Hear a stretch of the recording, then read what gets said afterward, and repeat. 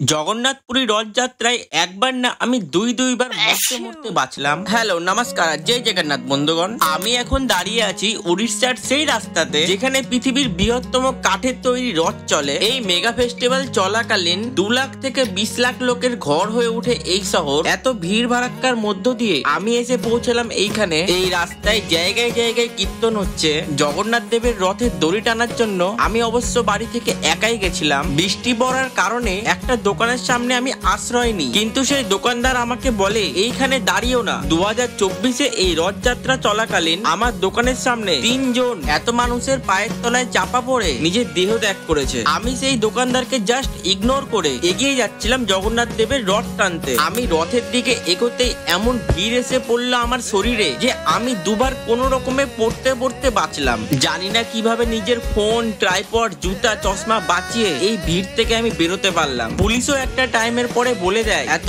Over crowd control করা হামসে না হো পাই।